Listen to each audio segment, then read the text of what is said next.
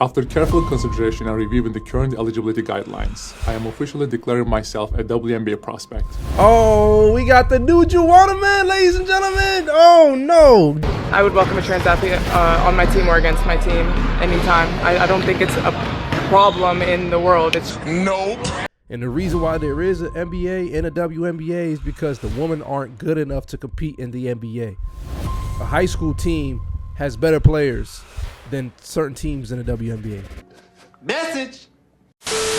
Ladies and gentlemen, Enes Kanter is in the headlines this time. This man is saying he declared for the WNBA draft. He got the orange, WNBA logo, colors, and all that stuff. And this man has always been vocal about things in this world. I mean, you can see he essentially called out Nike, called out LeBron. He called out a lot of big corporations. And I guess he's taking a stance when it comes to this. I mean, we're going to get to the point where we got to see how far these people are going to go. There's been WNBA players that are saying we don't mind trans athletes, meaning biologically born men, in the WNBA. So I think he's testing the capabilities. And I think a lot of people are going to start testing this, and it's going to see how far this is going to go. Like, how far are people willing to go? Are they really going to accept a man who just claims that, hey, I'm a woman, identify as a woman, and just join, even though they haven't done the other stuff to prove it? I don't know, but look at this video, man.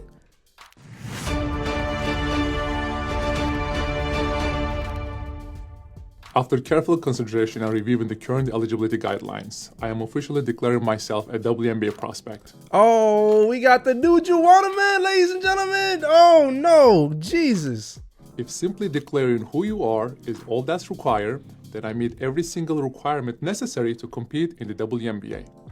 This man is testing the limits. I'm telling you, he's testing the limits to see how far they're going to go. If the teams want to win, you got to draft Enes Kanter. You're going to win a championship with him, I promise you. My team and I have carefully examined the WNBA's eligibility criteria and governing framework surrounding self-identification and inclusion. Based on the current guidelines, I can and am officially declaring my eligibility for the upcoming WNBA draft in May 2027. I am definitely not here to mock, make fun of, or disrespect any community or personal choices. I am simply asking that the current rules be applied equally to everyone. The rules, I don't know, man. He might be serious. that represent the very values many WNBA players and coaches have publicly advocated for. My team and I are prepared to ensure these guidelines are applied equally, consistently, and without exception. And He might have to get his lawyers involved. This man said, we're going to make sure I'm eligible. Like, look forward to the WNBA honoring its stated principles.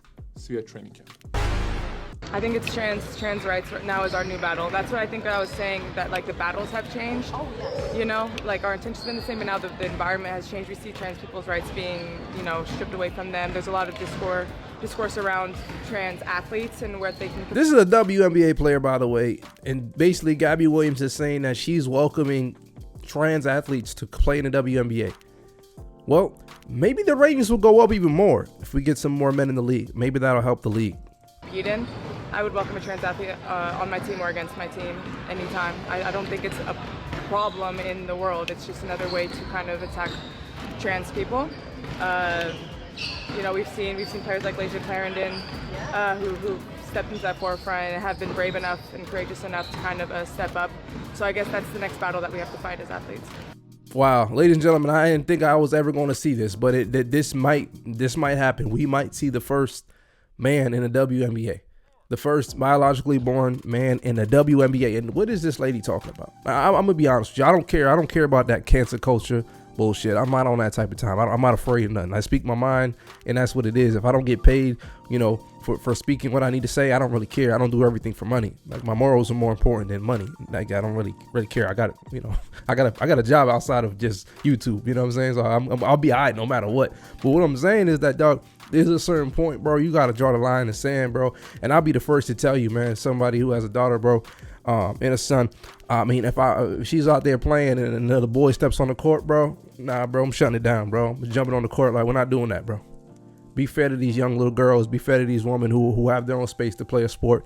And that's it, man. If you got a problem with that, listen, that's on you. Don't really care how you feel about it.